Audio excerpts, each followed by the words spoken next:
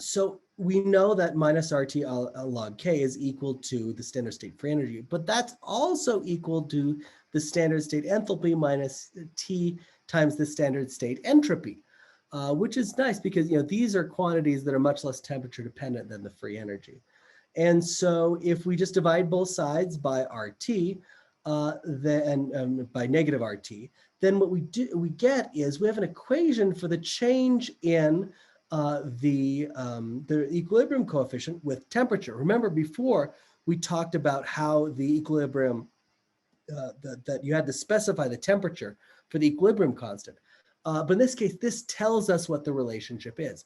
As the temperature changes, then the change in the reaction constant depends on the enthalpy. So that's very powerful. This connection between equilibrium concentrations and thermochemistry allows us to calculate one thing from the other. So if we assume that delta H and delta S are mostly independent of T, which is mostly correct, then it's a simple linear equation of the form y equals mx plus b. We can write out that log equilibrium constant at a given temperature is minus delta H standard state divided by RT1 plus standard enthalpy divided by R. Remember, these are mostly temperature independent, so we can write those out.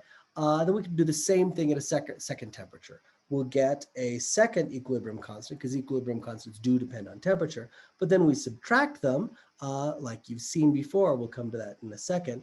Rewrite the difference in logarithms as a log of a ratio. And so we've got the log of the ratio of the equilibrium constants is equal to the enthalpy divided by R times this 1 over T2 minus 1 over T1. Now this looks awfully familiar. So this is called the Van 't Hoff equation. This should look pretty familiar, right? Because it looks almost exactly the same as the Clausius-Clapeyron equation and the Arrhenius equation. We have a general tendency in chemistry and in physical chemistry to get things that are equal to or the proportional to exponential to some energy divided by RT, right? And so that gives us Arrhenius.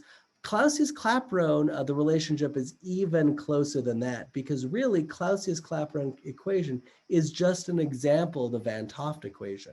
Let's dig down to that, right? Because if we have the reaction of something, a gas going to liquid, that's a vaporization. What's the enthalpy of that reaction? It's just the enthalpy of vaporization. And remember what the equilibrium constant of this is. It's just going to be the part, K is just the partial pressure of A at that temperature, right? And so therefore, log of P1 over P2 is really just the partial pressure of A at the two different temperatures. So Clausius-Clapeyron is really just a specific example of the more general Van 't Hoff equation. Remember, when we introduced it way back when, we just said, hey, this is the constant of proportionality. But the theory we have here makes it much clearer why Clausius-Clapeyron has the form that it does. It's because of the relationship between free energy and equilibrium constants.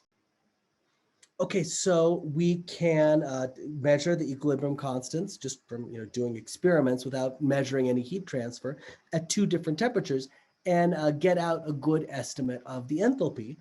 Can we get the entropy as well? Well, yeah. I mean, the free energy we can get by just looking at minus RT ln K, right? So we've got that. We got the free energy if we've got even one equilibrium constant.